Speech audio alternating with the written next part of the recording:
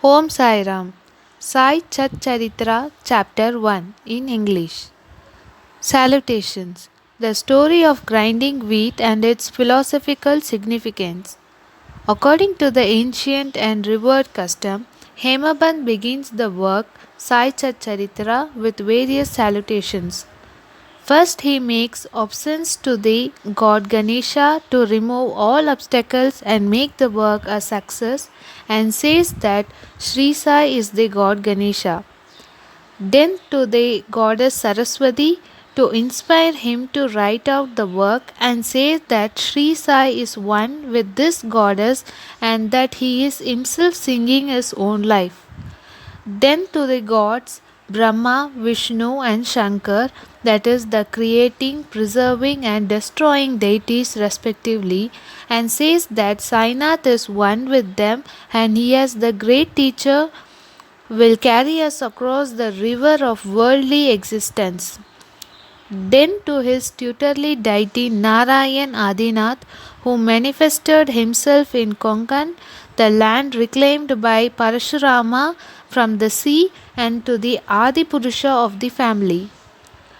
Then to the Bharatwaja Muni, into whose Gotra he was born, and also to various rishis Yagyavalkya, Brihurugu, Parashra, Narad, Vedavyasa, Sanak, Sanandan, Sanat Kumar, Shuka, Saunak, Vishwamitra, Vashistha, Valmiki, Vamadeva, Jaimini, Vashambhayan, Nava Yogendra, etc., and also modern saints such as Nivriti, Jananadev, Sopan, Muktabai, Janardhan, Ekanath, Namdev, Tukaram, Khana, and Narahari, etc.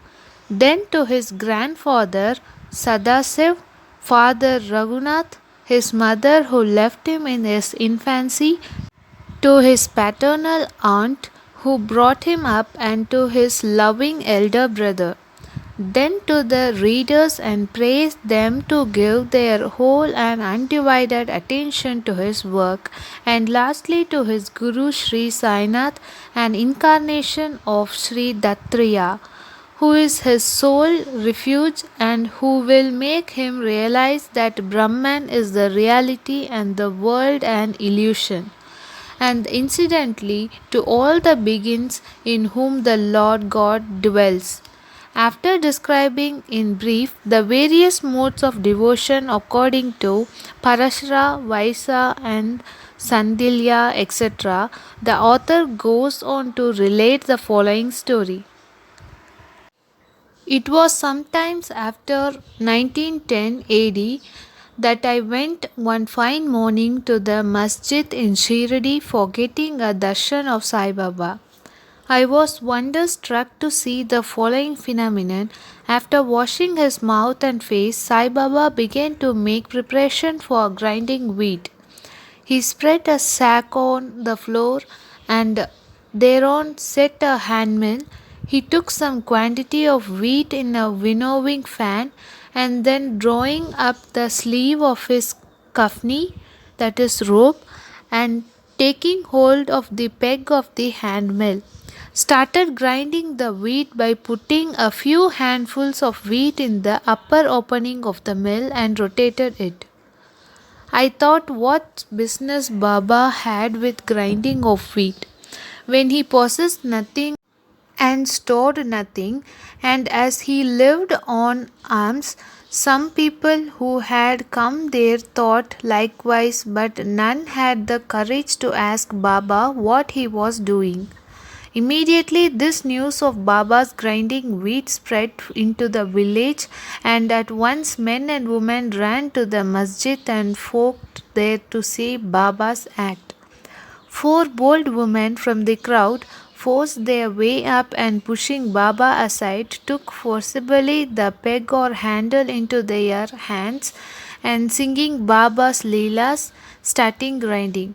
At first Baba was enraged, but on seeing the woman's love and devotion, he was much pleasant and began to smile. While they were grinding, they began to think that Baba has no house, no property, no children, none to look after, and he lived on alms. He did not require any wheat flour to making bread or roti. What will he do with this big quantity of flour? Perhaps as Baba is very kind, he will distribute the flour among us. Thinking in this way while singing, they finished the grinding and after putting the handmill aside, they divided the floor into 4 portions and began to remove them one per head. Baba, who was calm and quiet up till now, got wild and started abusing them, saying, "Ladies, are you gone mad? Whose father's property are you looting away? Have I borrowed any wheat from you so that you can safely take the flour? Now please do this. Take the flour and throw into on the village borders limit." On hearing this, the woman felt abashed and whispering amongst them went away to the outskirts of the village and spread the floor as directed by Baba. I asked the Shirdi people what was this that Baba did. They replied that as the cholera epidemic was spreading in the village and this was Baba's remedy against the same.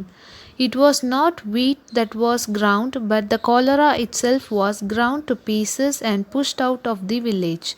From this time onwards, the cholera epidemic subsided and the people of the village were happy.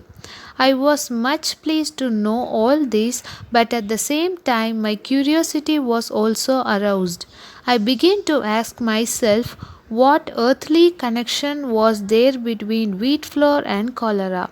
What was the causal relation between the two and how to reconcile them?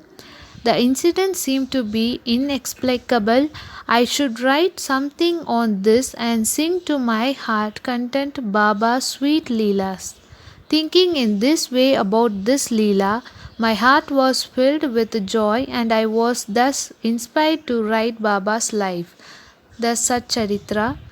And as we know, with Baba's grace and blessing, this work was successfully accomplished.